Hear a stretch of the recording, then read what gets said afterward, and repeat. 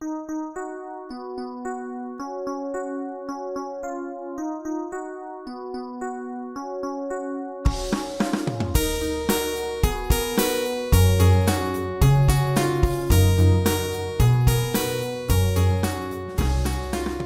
partie de ce deuxième cours sur les notions fondamentales de morale. Nous voyons maintenant la fin dernière. On se rappelle que la fin, c'est la cause des causes, on va le voir sûrement.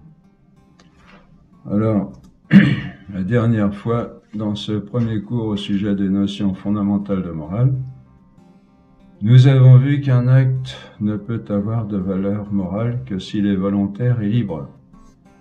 Nous avons vu également qu'un acte moralement bon est un acte conforme au vrai bien de l'homme, c'est-à-dire à la fin dernière de l'homme, et moralement mauvais s'il n'y est pas conforme. Aujourd'hui, nous parlons de cette fin dernière de l'homme, qui va orienter toute sa vie. Nous allons en même temps fournir des éléments de réponse aux objections que l'on entend souvent dans ce monde contre ces belles vérités. Il ne suffit pas en effet de connaître de belles vérités, il faut savoir encore pourquoi elles sont vérités, et comment elles se soutiennent contre les erreurs. Ça, c'est notre objectif. C'est pas seulement de dire des choses, mais surtout de les comprendre, d'en avoir la certitude. C'est pour ça qu'on a dit, on a mis dans nos petits flyers, il s'agit moins de savoir que de comprendre. C'est important aujourd'hui. On a une foule de connaissances, mais qu'est-ce qui est vrai dans tout ça? On est souvent bien démunis. Une première objection vient de l'école positiviste qui prétend ne reconnaître que des faits constatés. Son objection est celle-ci. Dans un sens, ils ont raison, vous savez, toutes ces philosophies qui nous ont fait beaucoup de mal, et il y a toujours un côté vrai, un côté attirant dedans, sinon elle n'aura aucun succès. Son objection est celle-ci. Vous dites qu'il existe une morale naturelle fondée sur la nature humaine. S'il en était ainsi, cette morale devrait être universelle et se retrouver la même dans tous les lieux et toutes les époques. Or, nous constatons au contraire une grande diversité de morales, tant dans l'espace que dans le temps. Donc cette morale universelle n'existe pas, et ce qui existe en fait, ce sont des morales diverses en divers lieux et divers temps. Bon, à un sens, ils ont raison, alors comment répondre à cela? Alors il est vrai qu'il y a des choses étranges, comme en cette ancienne peuplade de Sibérie où les enfants avaient coutume de tuer leurs parents arrivés à un certain âge. Chose qui paraît aberrante aujourd'hui. Bon, peut-être pas tant que ça, parce que avec l'euthanasie, etc. Bon, à l'époque encore où on a établi ces cours, vous voyez, comme quoi ça va très vite, très très vite. À l'époque où on a établi ces cours, c'était encore quelque chose d'anormal. Chose qui paraît même aberrante aujourd'hui et dont on n'est peut-être pas si éloigné dans notre société en décadence. Oui, justement, comme lorsqu'on parle d'euthanasie. Que répondre à l'objection? Il est vrai que ça vous montre que s'il n'y a pas de règle, j'allais dire logique, s'il n'y a pas de règle qui est fondée, il n'y a pas de limite. On peut arriver à tout et n'importe quoi. On peut arriver à justifier un génocide comment on appelle ça, pour avoir la bonne race, comme voulaient les nazis, l'eugénisme. On peut arriver à l'eugénisme en supprimant tous les gens qu'on pense qu'ils ne sont pas viables pour faire une bonne. L'idée est bonne, si vous voulez. C'est vrai que si on a une société avec que des gens plus ou moins parfaits, c'est quand même plus intéressant que d'avoir des infirmes ou des gens d'une intelligence médiocre, etc. Mais je dis seulement en apparence, donc on va répondre à cette objection. Il Il est vrai que l'on rencontre des mœurs diverses selon les différents pays et pas toujours de la meilleure qualité. Il faut se rappeler alors que l'homme dirige ses actes selon la connaissance qu'il a de ce qui est bon pour lui. Selon la connaissance qu'il a de ce qui est bon pour lui. L'homme décide de faire telle action parce qu'il pense qu'elle est bonne, qu'elle va conduire à un bien, et il décide de ne pas accomplir telle autre. S'il la considère comme mauvaise, comme l'avortement aussi, on pense que c'est une libération de la femme qui va enfin avoir une sexualité libre, elle va pouvoir choisir elle-même. Bon, on en reparlera, mais c'est la mort d'un être humain, l'avortement. Pas l'oublier. Bon, on en parlera, c'est pas tellement de sujet, quoi que si, on peut. Enfin, on le note.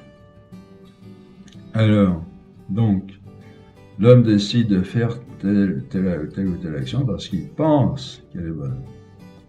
Or, nous savons que l'intelligence, la connaissance de l'homme, est sujette à l'erreur et à l'ignorance.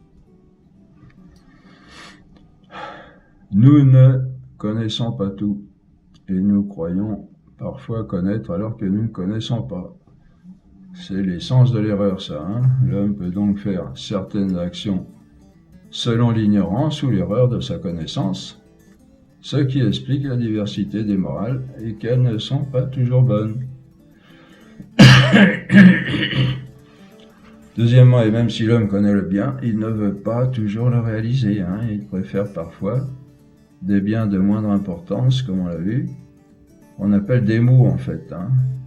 Il préfère des biens de moins importance aux meilleurs, comme celui qui préfère de ne pas se marier pour pouvoir fréquenter beaucoup de femmes, alors qu'il pourrait vivre un amour profond et durable avec une personne de son choix et fonder une belle famille.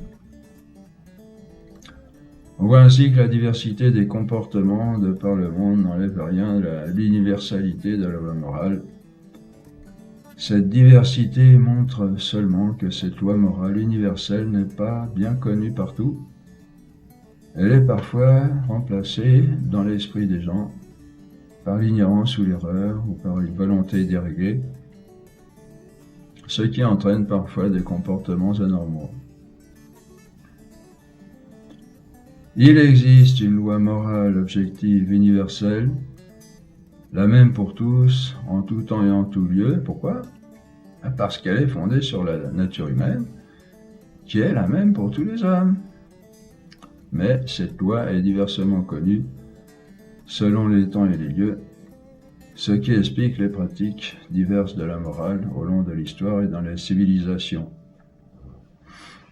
Cette loi est souvent partiellement connue et déformée. Ce peuple de Sibérie, par exemple, dont on parlait, croyait que les étoiles étaient des clous d'or sur un tapis. Oh, bon, c'est joli, oui, On voit que les connaissances astronomiques de ce peuple étaient aussi rudimentaires que ses connaissances morales.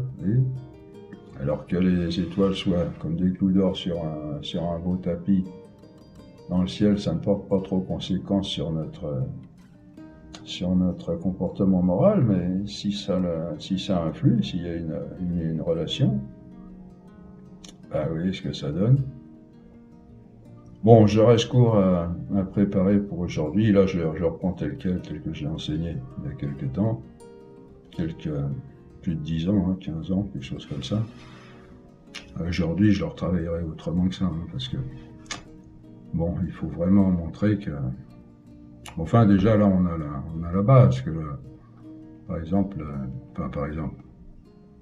la base qui est que la nature humaine est la même partout pour tous les hommes, et que ce qu'il faut surtout montrer, c'est que, sur quoi j'aurais plus insisté si j'avais à préparer ces cours maintenant, que la loi morale dépend intrinsèquement, essentiellement de la nature humaine, bien sûr, puisque c'est la fin dernière de l'homme, on va peut-être en parler là d'ailleurs, parce que je ne me rappelle pas tous ces cours dans leurs détails.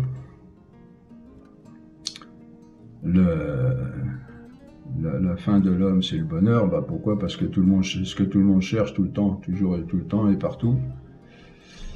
Et le bonheur, bon, ils peuvent revêtir, on peut être heureux, pardon, avec des choses diverses quand c'est relatif, mais par rapport au bien absolu du bonheur qui doit combler complètement, comme on le disait, tous nos désirs, en sorte qu'on n'ait plus rien d'autre à désirer, ben ça, ça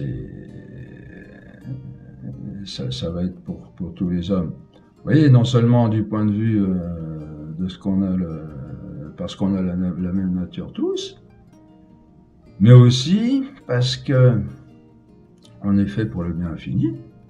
Et puis, il ne peut pas y avoir 50 biens infinis, parce que c'est de même que, bon, on a vu et on le redira que c'est Dieu, notre but, parce que lui seul remplit, si on peut dire, les conditions de nos désirs. En tant qu'on cherche le bien infini et que lui seul est le bien infini, mais il peut pas, de ce fait, il peut pas y avoir plusieurs biens infinis, puisque de même qu'il peut pas y avoir plusieurs dieux, parce que s'il y en avait un autre, il faudrait qu'il soit différent. Je vous rappelle ce qu'on a déjà dit. Hein.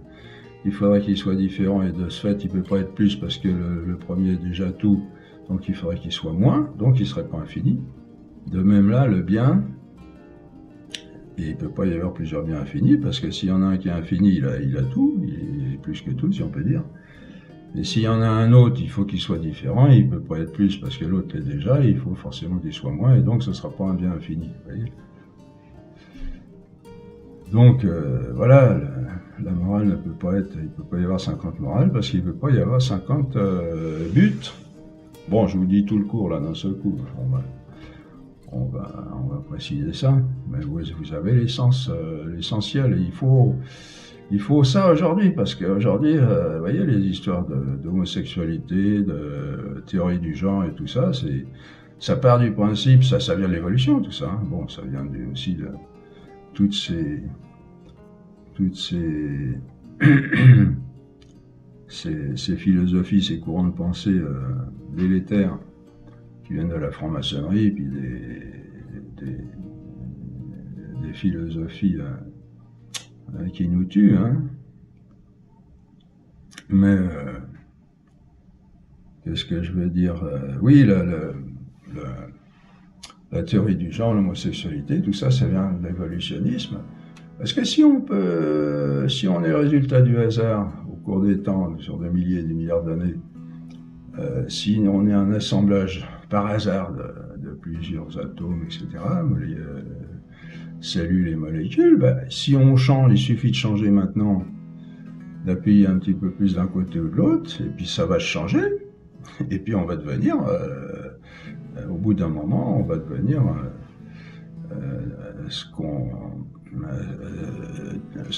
on va devenir ce qu'on souhaite devenir, c'est-à-dire en incitant ces atomes-là à prendre la forme qu'on veut, vous voyez. L'idée, bon, j'explique ça pas très bien, mais vous voyez, l'idée c'est ça, je pense que ça vient de là. Dans le fond, ils sont logiques. Mais c'est une logique qui est basée sur quelque chose de complètement faux. C'est pour ça qu'on a appris à regarder bien dans le cours sur l'âme. On a plein d'arguments, on a mis plein d'arguments pour montrer que l'évolutionnisme ne tient absolument pas. Et donc, on a une nature, on est créé, on a une nature, Dieu nous a créés avec une nature. Et donc, c'est très important ça, vous voyez, parce que sinon on peut faire n'importe quoi. Vous voyez, on peut devenir homosexuel, on peut même faire un surhomme. Hein, vous voyez, c'est ce qu'ils cherchent à faire dans la biologie, dans les recherches, etc.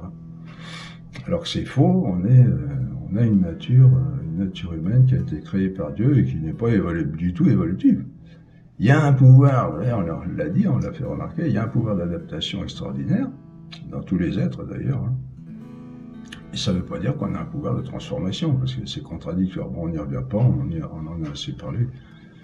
Si vous voulez en savoir plus, si vous n'avez pas suivi le cours, reprenez le cours sur l'âme. On s'est assez étendu sur ce point, justement, extrêmement important pour rétablir la vérité à ce sujet. Alors, la conception de Rousseau, selon laquelle nous aurions une connaissance intuitive du bien et du mal, est complètement fausse. Car il n'y a pas plus de connaissance innée du bien que du théorème de Pythagore ou de la langue chinoise. Nous ne naissons pas avec ces connaissances en nous, ce sont des choses qu'il faut apprendre. Certains, paraît-il, répondent aux enfants quand ceux-ci leur posent une question morale, qui n'ont qu'à écouter la voix de leur conscience. Oui, nous avons une conscience morale, mais elle demande à être formée, éduquée.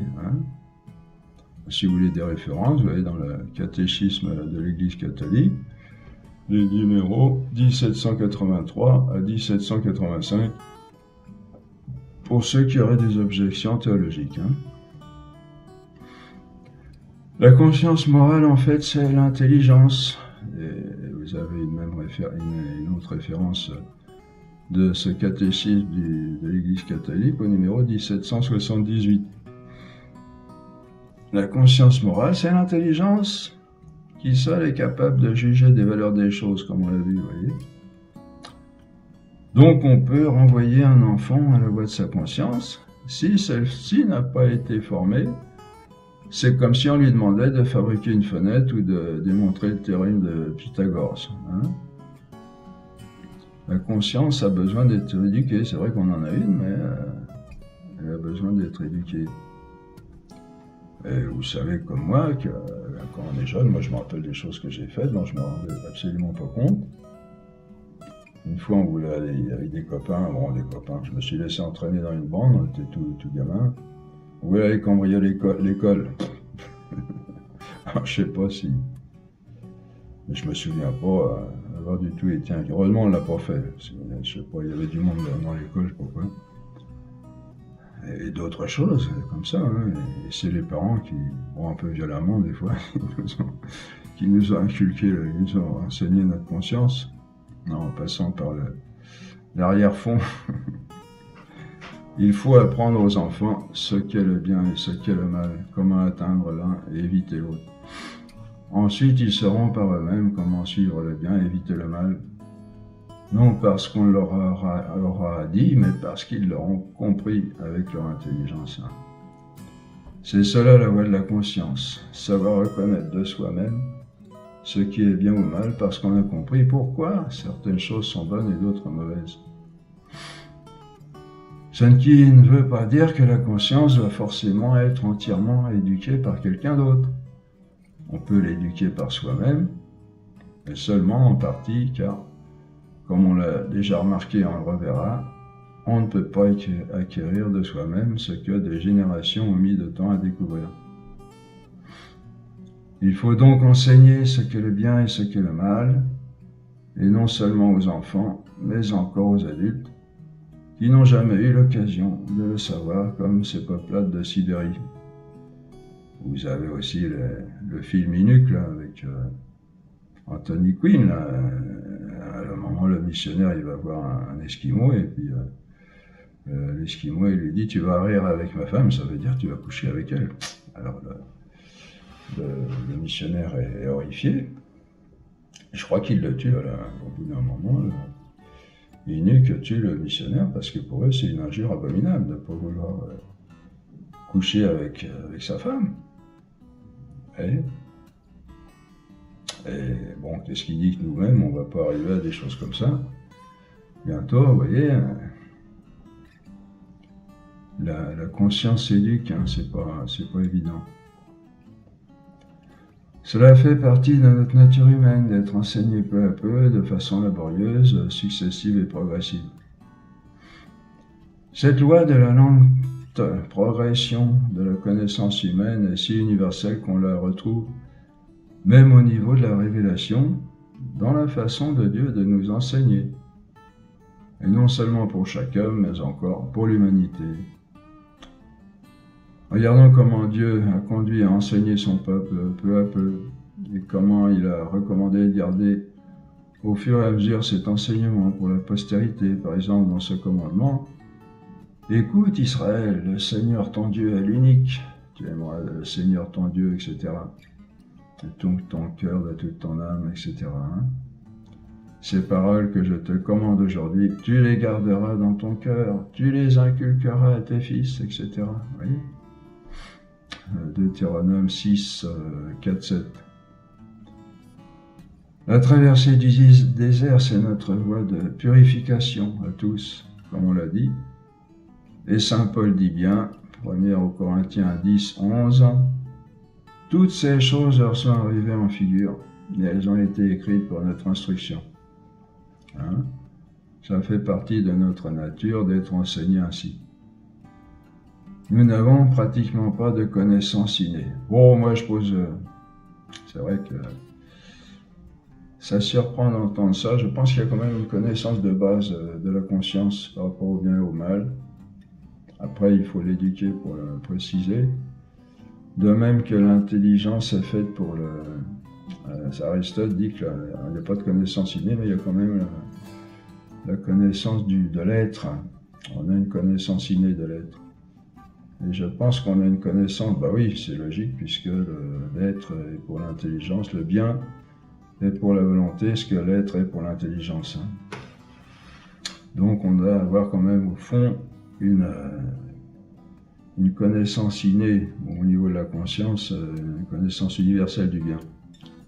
Mais bon, il faut l'éduquer dans le sens où il faut la préciser. Quel sera ce bien, quel est ce bien à tous les niveaux, au moins essentiels de la vie humaine. On peut revenir maintenant sur l'objection que l'on rencontre souvent, car elle est vraiment trompeuse et cause de beaucoup de mal.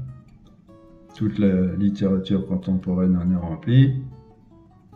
Objection qui consiste à dire que la loi morale supprime la liberté. En fait, comme on l'a vu, c'est exactement l'inverse qui arrive. On l'a déjà dit, mais on le répète parce que c'est très important. En quoi consiste la liberté, en effet? Alors, sinon à choisir, et comment sera-t-elle mieux employée? Sinon en faisant le meilleur choix. La liberté est une faculté de choisir. C'est comme si on disait à quoi sert la puissance de marcher, sinon à marcher. Et comment sera-t-elle le mieux employée, sinon en faisant une excellente marche. Or, la loi morale nous indique précisément comment faire le meilleur choix. La loi morale est donc la meilleure utilisation entre guillemets de la liberté.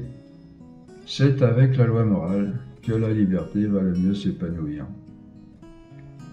Donc la loi morale ne supprime pas la liberté, elle la favorise au contraire au maximum. Parce que on répète, c'est la meilleure utilisation entre guillemets de la liberté. Et non seulement la loi morale ne supprime pas la liberté, mais bien plus, il ne peut y avoir de liberté sans morale. C'est curieux ça. Tout ça on l'a dit déjà, on le répète parce que c'est très important. Seuls en effet les actes volontaires libres ont une valeur morale. Ce que je fais forcer par mon déterminisme ou par quelqu'un d'autre n'a aucune valeur morale. Je n'en ai aucune responsabilité, comme on l'a vu, comme la peur ou le désir de s'accoupler, c'est tout à fait naturel, c'est quelque chose qui vient sans notre accord, sans désir, sans calcul de notre part, sans choix tout à fait libre. C'est dans notre nature, on désire s'accoupler, on désire manger. Tout cela, c'est naturel, ça vient de notre nature sensible, on l'a vu. Il n'y a pas de responsabilité parce que c'est pas libre. C'est pas quelque chose qu'on décide de faire parce que ça nous plaît. Ce sont des mouvements, bon, au moins dans le premier mouvement, après on décide savoir avec qui on va se marier pour avoir des enfants, fonder une famille, ou bien ce qu'on va manger. Mais le mouvement de désir sexuel, ou de désir d'accouplement, ou de désir de manger, ce sont des impulsions, des désirs qui sont au niveau de notre nature sensible, comme les animaux.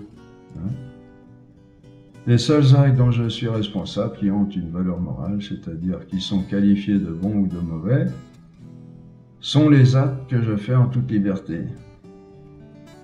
Donc pas de liberté sans morale. Vous voyez par exemple le taureau qui blesse quelqu'un, et par exemple il s'est échappé de son pré, hein, et il n'est pas responsable. On ne va pas faire passer le taureau en jugement. Par contre, son propriétaire, il risque de passer en jugement s'il n'a pas employé les moyens nécessaires pour que son taureau ne soit pas dangereux pour les gens. On voit ainsi que non seulement la morale ne va pas contre la liberté, mais encore la liberté est une condition sine qua non de la morale, puisque mes actes n'ont de valeur que quand ils sont accomplis librement. Voyez ?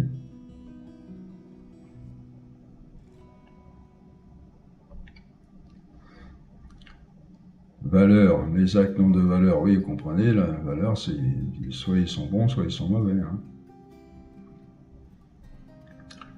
Ceux qui pensent que la morale va contre la liberté ont une conception fausse de la liberté. Ils pensent qu'elle consiste à faire n'importe quoi, tout ce qui nous passe par la tête, ou plus souvent par le corps. Hein, vous voyez, on en est là aujourd'hui, 68, c'est ça, hein, et tous ces désirs de tout changer, et puis désir de liberté, soi-disant liberté. Hein, pour eux, soyez libres, veut dire faites tout ce dont vous avez envie. Hein. Mais cela est loin d'être une liberté, hein, on a déjà dit, signalé. Ce n'est pas mettre en œuvre une faculté de choix, mais se laisser guider par la première impulsion, la première envie venue. Hein. Les tenants de cette fausse liberté sont en définitive esclaves de leur passion viscérale, de leur organisme, de leur déterminisme. Ah, vous avez une référence théologique, Saint Paul Romains 6, 16. Ils n'exercent jamais leur liberté en fait, et une science assez avancée serait capable de prévoir leur comportement. Ce que savent faire les esprits du mal, hein, d'une intelligence supérieure, comme on l'a vu. Vouloir donc supprimer toute limite à la liberté, c'est supprimer en fait la liberté. Et ceux qui se vantent d'être libres sont les pires esclaves de leur ventre, souvent. Cette fausse conception de la liberté vient encore de notre péché d'orgueil qui consiste à vouloir être comme Dieu. Hein? Dieu seul a une liberté absolue et infinie. Sa volonté, source de sa liberté, n'a aucune limite parce qu'elle va toujours dans le sens du meilleur, c'est-à-dire de lui-même, Dieu. Nous, si tous nos vouloirs allaient dans le sens du meilleur bien, nous pourrions vouloir tout ce que nous voudrions. Nous n'aurions pas de restriction dans nos vouloirs, voyez. Le problème, c'est que tous nos vouloirs ne sont pas bons, et donc ne vont pas dans le sens du meilleur choix, autrement dit, dans le sens de la meilleure liberté. C'est pourquoi notre liberté est restreinte. Vouloir faire tout ce qu'on veut, c'est se prendre pour Dieu, et penser que tous nos vouloirs sont bons, c'est-à-dire vont dans le sens du meilleur bien et d'une liberté sans limite. La liberté limitée et imparfaite de l'homme a besoin d'un certain nombre de garde-fous pour ne pas se faire de mal. Bon, ça c'est à propos des biens intermédiaires, hein, on l'a déjà vu, je ne sais pas si on va le voir là. Mais par rapport au bien final de l'homme, qui est le bien fini, là, il y a la liberté de faire absolument tout ce qu'on veut, puisque, vous comprenez, si c'est le bien infini, ben, on peut aller dans n'importe quelle direction, on sera toujours dans le bien infini, puisque, à condition qu'on soit dans ce bien infini, évidemment. Et par rapport à ce bien infini, là, on est complètement libre. Je crois qu'on va en parler. Alors, notre liberté est une grande perfection, un don inouï dont on ne se rend jamais bien compte, hein, d'autant plus que rares sont les hommes qui s'en servent réellement, l'ont éduqué correctement et fait parvenir à sa maturité. On peut même dire qu'en cela seul consiste la vraie maturité de l'homme, comme on aura l'occasion d'en reparler au sujet de l'éducation. C'est vraiment là que l'homme devient homme, en cela que consiste sa caractéristique foncière d'homme, et c'est là qu'il se sert au mieux de ses plus hautes facultés que sont l'intelligence et la volonté.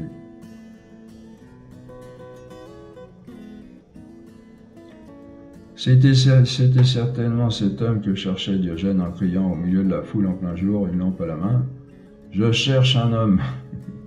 Vous voyez, un homme dans la foule, à une foule quelque part, avec un homme, une lampe en plein jour. « Je cherche un homme !» Oui, un homme. Et parce que des vrais, il n'y en a pas beaucoup. Notre liberté est un grand don. Mais comme tous les dons que nous recevons à notre naissance, elle a besoin de grandir, de se développer, de s'éduquer, de s'exercer de plus en plus jusqu'à faire les meilleurs choix en désengagement durable. C'est la loi morale qui éduque cette liberté, la fait grandir, la perfectionne jusqu'à sa maturité. On peut exprimer cela en images. La première est celle de la barrière. Pour ceux qui ont une fausse conception de la morale, celle-ci serait une barrière qui nous empêcherait d'aller vers des biens défendus. Voilà, c'est ça l'opinion générale au sujet de la morale. On aurait envie d'aller voir de l'autre côté, d'autant plus que, comme on le sait par expérience, les biens défendus sont les plus attirants. Mais la barrière nous empêcherait de les atteindre, cette fichue barrière morale, dit-on. C'est une erreur grossière, car la loi morale ne nous empêche pas d'aller vers des biens défendus, mais vers des maux, des manques de biens, des privations de biens. La loi morale ne fait rien d'autre que de nous dire ce qui est vraiment bon pour l'homme et ce qui est vraiment mauvais pour lui, ce qui ne peut lui faire que du mal et donc le détruire. Pour un exemple qu'on peut donner, pour dire que la liberté, c'est pas de faire n'importe quoi, si je veux devenir libre de marcher sur des braises, on vient de faire un feu, par exemple un grand feu, je suis libre, je vais aller pieds nus sur les braises rougeantes. On voit où va mener la liberté. On peut le faire, ça on peut le faire. Mais attention les dégâts, comme dirait quelqu'un. La loi morale n'est donc pas comme quoi la liberté est intimement liée à notre nature. La loi morale n'est donc pas une barrière mise pour nous empêcher d'aller vers des biens défendus, mais un garde-fou au bord d'un précipice pour nous empêcher de nous faire du mal. On l'apprend à l'enfant. L'enfant, il ne sait pas que le feu brûle, et il doit l'apprendre à ses dépens ou par ses parents. La deuxième image proposée par les partisans de la fausse interprétation de la loi morale est celle d'un règlement imposé de manière arbitraire par un dieu tyrannique qui aurait imposé autoritairement aux hommes une sorte de parcours avec des règles comportant une récompense pour celui qui les respecte et une punition, un châtiment pour le transgresseur. Une sorte de jeu en fait pour Dieu, pour se divertir du haut de son beau ciel avec les petits bonshommes. Il y a des gens qui ont ça dans la tête, malheureusement, et que leur inculque l'esprit du mal. Mais la loi morale n'est pas imposée par Dieu de l'extérieur de façon arbitraire, comme on vient de le rappeler encore tout à l'heure. Elle découle de notre nature, et est faite pour le bien total de l'homme par un Dieu d'amour. Cette nature comporte l'intelligence, la volonté et la liberté, par quoi nous sommes capables d'aimer, de nous engager de façon durable. Seulement, ce sont des facultés imparfaites qui ont besoin de guide pour bien choisir. Et c'est à quoi sert la loi morale. Oui, Dieu est l'auteur de la loi morale, non comme une autorité extérieure, arbitraire, mais de l'intérieur comme auteur de la nature humaine, comprenez, dont découle nécessairement la loi morale, on répète. Cette loi morale n'est rien d'autre en fait que le mode d'emploi de notre liberté, tout bêtement. Hein. La loi morale a donc bien Dieu pour auteur, c'est vrai, mais comme faisant pour ainsi dire partie intégrante de notre nature humaine. C'est le mode d'emploi de l'homme en fin de compte. Hein. Quand on dit qu'est-ce qu'on fait sur Terre, d'où on vient ou surtout où on va, voilà, c'est la loi morale qui le dit. Et c'est avec elle qu'on va retrouver le sens de la vie aussi. Bon, pas elle toute seule, parce qu'elle dépend de ce qu'on a appris déjà en première année, de tout ce qu'est l'homme, justement. Puisqu'elle va nous dire qu'il faut être conforme à la nature. Cette conception de la loi morale comme d'un règlement avec des récompenses et des punitions peut avoir son utilité chez des personnes d'intelligence médiocre ou des enfants, hein, qui ne sont pas capables de comprendre toutes les raisons profondes de cette loi. Ils ont besoin d'être guidés un peu comme des animaux avec une carotte et un bâton. Hein. Une carotte pour attirer et un bâton pour faire avancer ou bien empêcher d'aller de droite ou de gauche. Hein. Comment se comporte un animal domestique, un caniche par exemple? On lui donne une table quand il monte sur le canapé, ou un sucre s'il a été sage. C'est-à-dire s'il n'a pas déchiré les rideaux pour se faire les dents. Hein, au bout de quelques leçons, Médor a assimilé le règlement et ne monte plus sur le canapé, ni ne déchire les rideaux, du moins quand ses maîtres sont là. Car il n'en comprend pas la raison elle-même. Bon, il peut le faire aussi quand ils sont absents, en sachant que... Bon. De même pour certaines personnes qui ne comprennent pas ou ne veulent pas comprendre la sagesse profonde de la loi morale. C'est pour ça qu'il y a des lois civiles d'ailleurs. On en reparlera. Et Dieu n'a pas agi autrement avec certains hommes de l'Ancien Testament, et même dans toute l'histoire de l'Église. Hein. Il y a un psaume qui traduit très bien cela, le psaume 32, 9. Ne soyez pas comme le cheval ou le mulet sans intelligence, il faut les gouverner avec le mors et le frein, autrement ils n'obéissent pas. Le mors et le frein, c'est ce qu'on met dans la bouche des chevaux là, pour les guider. De nombreuses douleurs, je continue le psaume, hein. Il faut les gouverner, où je reprends là, il faut les gouverner avec le mors et le frein, autrement ils n'obéissent pas. De nombreuses douleurs sont la part du méchant, mais celui qui se confie en Yahvé est environné de sa grâce.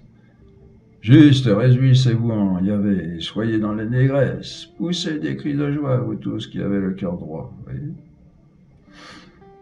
On a cela aussi avec le code de la route, hein, que la plupart des conducteurs observent pour protéger leur portefeuille contre les amendes et les retraits de permis, plutôt que pour la sécurité et le respect des personnes. Hein.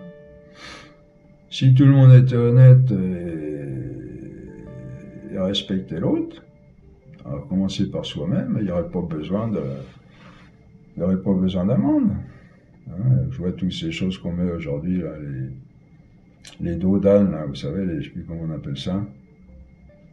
Tout ça, c'est pour les gens qui n'ont rien dans la tête, qui veulent aller absolument vite, n'importe où ils ont envie, sans réfléchir qu'il y a des endroits très dangereux où il y avoir un enfant. Bon, heureusement ou malheureusement, maintenant, les enfants, ils sont chez eux en train de regarder leur smartphone ou leur... Bon, mais, vous voyez, ça peut arriver quand vous êtes à côté d'une école. Il y a des gens, ils réfléchissent pas du tout, ils vont aller à toute vitesse dans un endroit où il y a une école, sans se rendre compte. Et puis si vous voulez respecter en plus la vitesse, ils vous collent derrière pour dire « mais qu'est-ce que tu fous? Tu n'es pas du tout dans la réalité. » Hein, ce qu'on dit, la crainte du gendarme est le commencement de la sagesse, dit-on, pourvu qu'on ne reste pas là. C'est le commencement, mais c'est pas la sagesse, la crainte du gendarme. Hein, combien cela faciliterait-il la vie si on entrait dans l'esprit selon lesquels les lois sont faites, plutôt que de se voir contraindre par quantité d'interdictions qui ne font que contraindre extérieurement. Plus le peuple est moins instruit, plus il est éloigné de la notion de bien, plus il y a des lois, plus il y a des règlements. Vous voyez, de toute façon, maintenant, On le voit, dès qu'il y a un problème, allez, Assemblée nationale, on propose des lois, on vote, crac, crac, crac, puis on est embêté à chaque fois. Pourquoi il faut rouler à 80 sur la route? Ben, parce que il faut contraindre les gens, sinon on a des morts, 3000 morts encore, c'est encore, on a fait des progrès. Hein. Je me rappelle, il y a 10-15 ans, c'était 10 à 12 000 morts par an qu'il y avait sur la route. Hein, ça, on n'en parle pas, ça. Bon, quand il y a un avion ou un bus, un accident, 50 morts, c'est la catastrophe mondiale, etc. Alors que tous les ans, il y a 3000 personnes sacrifiées sur l'autel du démon de la vitesse. La conception de la loi morale comme un règlement extérieur est une conception infantile qui peut avoir quelque utilité, mais pour ceux qui le veulent, elle recèle une profonde sagesse à découvrir et une grande joie à vivre, comme le montre par exemple le grand et beau et mystérieux psaume 118. Il faut éduquer la liberté, ce qui est moralement bon et donc ce qui est conforme au vrai bien de l'homme. Hein? Vous voyez, c'est pas comme le code de la route, il est fait pour quoi? Pour le bien de l'homme, pour qu'il reste vivant avec sa voiture. Dommage quand même qu'on a des merveilles dans ces voitures, là, des merveilles de technologie et que ça devient des instruments de mort pour soi-même et pour les autres. C'est aberrant, complètement aberrant, mais on ne se rend pas compte de ça. C'est devenu comme normal dans la vie de l'homme, dans nos sociétés dites civilisées. Et ce n'est qu'un aspect de pas mal de choses. Il y a de très belles choses dans notre monde, mais la plupart du temps, on ne l'a pas compris. Et on ne vit pas de manière à être heureux. Qu'est-ce qu'on serait heureux dans ces voitures-là? Ce sont des petites merveilles, là. On pourrait contempler le paysage, nous aimer les uns les autres, nous respecter, se faire un petit sourire quand on se croise. Après vous, mais non, je vous en prie, mais non. Quel bonheur d'avoir un sourire, on ne se rend pas compte. On se détruit les uns les autres, malheureusement, comme ça, sous prétexte, vous voyez, d'une fausse liberté, d'après laquelle on devrait pouvoir faire tout ce qu'on veut. Comme les limitations de 80 à l'heure, les dodanes, tout ça, c'est les gens, ils voudront enlever ça parce que ça les ennuie. Bon, ils ne se rendent pas compte que c'est pour le bien de tout le monde.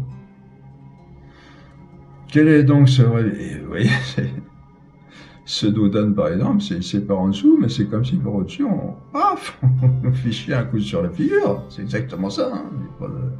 Si on réfléchit bien. Si j'arrive à... C'est limité à 30, si j'arrive à 60, ben, paf, je suis tapé par en dessous, et c'est comme si j'étais tapé par-dessus. Paf, monsieur, crac, ça vous apprendra. Alors là, la loi morale est contraignante, vous comprenez, mais dans le sens où on pourrait croire qu'elle nous empêche de tourner en rond, alors que si on réfléchit, elle est faite pour le bien de tous. Bon, ça ne veut pas dire que toutes les lois humaines sont bonnes non plus, hein, attention.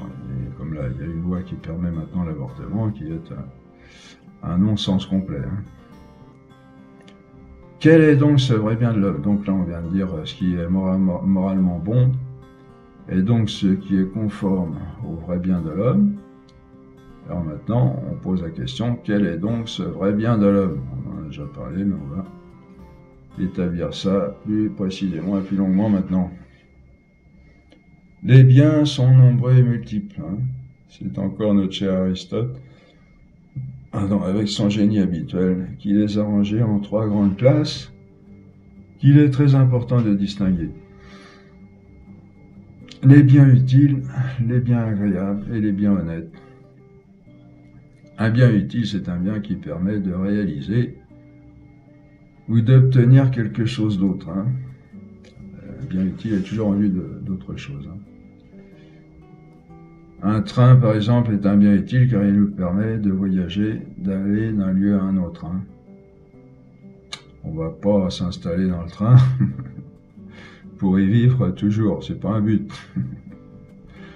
On n'aime pas le train pour lui-même, pour le plaisir de le prendre, mais parce qu'il nous permet de faire autre chose que l'on ne pourrait pas ou difficilement faire sans lui. Hein. On voit sans difficulté qu'un bien utile ne peut pas être un but en soi. C'est logique, puisqu'il est toujours en vue d'autre chose. Un bien utile est ce dont on se sert pour faire ou obtenir un autre bien. Donc, la chose à cause de laquelle est recherché le bien utile est forcément plus importante que ce bien utile lui-même, car elle est cherchée pour elle-même, alors que le bien utile est cherché pour cette chose.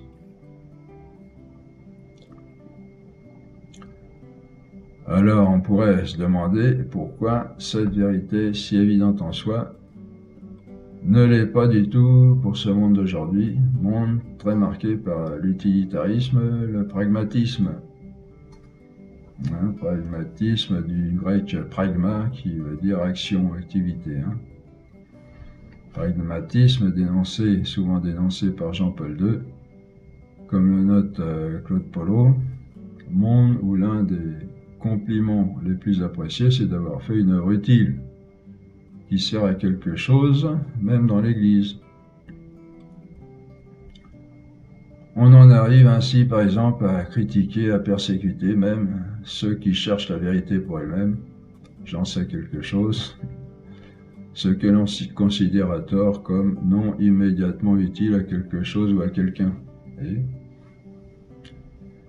Il est vrai que le travail doit porter ses fruits, des fruits, mais ces fruits ne sont pas toujours immédiats. Il faut savoir travailler à long terme et pour des biens qui n'ont pas forcément une utilité visible et matérielle dans ce monde. Par ces faux arguments, le démon en détourne beaucoup d'occupations très honorables et très utiles. En fait, comme l'oraison, par exemple, pour les jeter dans un activisme effréné, en définitive stérile. Ça, c'est une des choses qui a fait beaucoup de mal à notre Église, en délaissant et ça continue, en faisant délaisser l'oraison. Bon, enfin, le démon aussi, dans notre cœur, il met ça, on en a parlé un peu, en faisant croire que la vie c'est sur le terrain, l'évangile, il faut pas, vous avez entendu ça, vous le dites peut-être même. La vie c'est l'évangile, il faut vivre l'évangile, c'est pas de rester, c'est pas dans la tête, c'est pas. Non, la première vie à vivre, c'est la vie de notre union à Dieu. On va pas s'étaler trop là-dessus, on en parle suffisamment dans tous ces cours, dans tous ces entretiens spirituels. Il faut savoir travailler à long terme pour des biens qui n'ont pas forcément une utilité visible et matérielle dans ce monde. Par ces faux arguments, le démon, comme on le disait, en détourne beaucoup d'occupations très honorables. Et pour les jeter dans un activisme effréné, et qui va devenir stérile, parce que si on ne réfléchit pas, si on n'a pas une bonne sagesse au départ, qui va nous aider à avoir une activité profitable, féconde, on va s'agiter en tous sens et puis on ne gagnera rien. C'est très subtil ça, parce que il y a ça, et puis il y a aussi le fait que l'activisme est un peu une fuite justement de notre vie fondamentale en nous. Et si on fait croire que le principal de la vie est là, dans l'activisme, on perd tout, parce qu'on a pu ce qui fait la base de notre vie, c'est-à-dire notre vie interne, d'être appelé à la sagesse, à la contemplation et à l'amour véritable. D'abord d'union à Dieu, que l'on doit ensuite, certes, manifester dans le monde et produire un travail, une activité utile à tout le monde et à nous-mêmes, mais c'est pas là le principal. Il faut sans doute reconnaître le besoin des choses utiles, mais en même temps savoir les apprécier pour ce qu'elles sont, c'est-à-dire pour des moyens et non pour des fins. Souvent le plus important est gratuit. Ça me rappelle une fois, je vois un bébé, des fois il y a un gamin qui est dans un caddie, dans un supermarché. Puis je lui dis, à combien vous l'avez eu, celui-là? Ah, il me dit, c'est gratuit. Ah, bah, il dit, c'est bien. Il dit, souvent, les plus belles choses sont les plus gratuites. La deuxième sorte de biens, classés par Aristote, ce sont les biens agréables. Les biens agréables, ce sont ceux qui procurent du plaisir ou de la joie et ne sont parfois recherchés que pour cela. Ils ne sont donc pas non plus recherchés pour eux-mêmes, mais pour le plaisir qui est adjoint. La troisième catégorie dans ce classement des biens, ce sont les biens honnêtes. Les seuls biens cherchés pour eux-mêmes, ce qui leur vaut cette dénomination. C'est pour ça qu'on dit honnête, parce que ils ont la caractéristique d'être cherchés pour eux-mêmes et pas pour autre chose. Car ce sont des biens qui méritent l'estime, qui méritent d'être aimés pour eux-mêmes et non pour autre chose.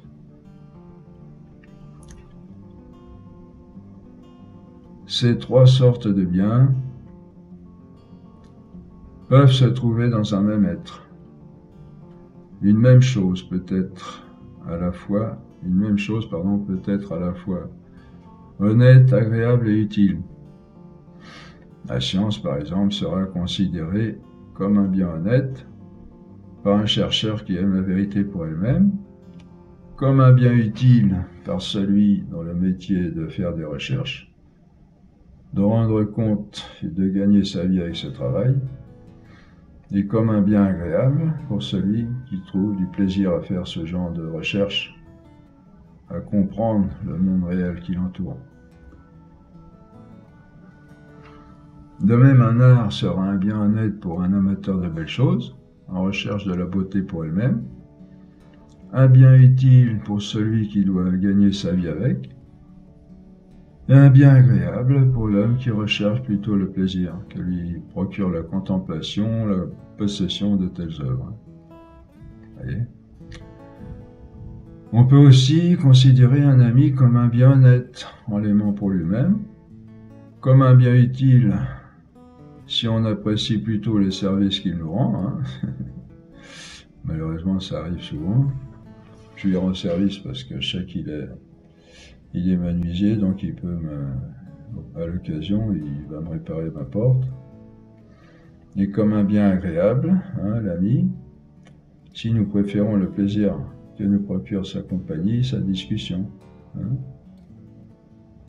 Une femme, les femmes, même nous, on aime bien être aimés pour nous-mêmes, et pas seulement pour ce qu'on peut procurer. C'est un des drames de l'amour humain, c'est qu'on est aimé, on sait, la femme souvent pour le plaisir qu'elle procure, pour l'utilité qu'elle peut avoir dans notre vie, alors que, vous voyez, l'amour véritable, c'est d'être aimé pour soi-même.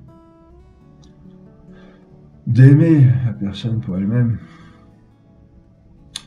De même, on peut aimer Dieu pour lui-même, comme un bien honnête, comme un bien agréable pour le plaisir que l'on prend à le prier, par exemple. C'est pour ça, entre parenthèses, ce dont on a parlé tout à l'heure, la purification de ces choses est utile, pour nous faire parvenir à l'amour véritable, parce que souvent, et c'est un petit peu normal, au début, on aime Dieu parce que il peut nous rapporter gros, comme on dit, et puis c'est plaisant, quand on est dans la prière, qu'on est bien en relation avec Dieu, puis c'est normal, il faut passer par là, même avec une femme aussi, ça commence par là, mais il ne faut pas rester là. Alors Dieu, comme un bien honnête, et puis comme un bien agréable pour le plaisir qu'il peut nous procurer, que sa compagnie peut nous procurer, comme un bien utile, pour ce qui nous rapporte comme avantage, pour gagner un match de football ou au tiercé. Bon, c'est pas interdit de prier dans un match de football, mais il faut pas faire attention que ça ne dévie pas vers une espèce de superstition. On sait combien apprécie Dieu de ces deux dernières manières, et nous-mêmes, et combien l'abandonnement Et combien, pardon, l'abandonnent quand il ne leur procure plus ces avantages agréables ou utiles, voyez? Hein, Dieu nous attire souvent par ces choses-là, hein. Et puis l'enfant prodigue, vous savez, la parabole de l'enfant prodigue dans l'Évangile, hein.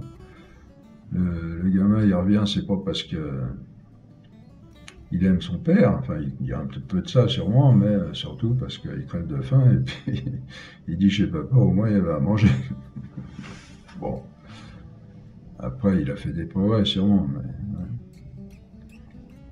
mais c'est pour ça que Dieu nous retire ces satisfactions-là pour purifier notre amour. Alors c'est là qu'il faut comprendre que pas lâcher prise, parce que toujours revenir au fait que Dieu est infiniment sage, il ne peut pas se tromper, il est infini, il est amour infini, il ne peut pas nous tromper, hein.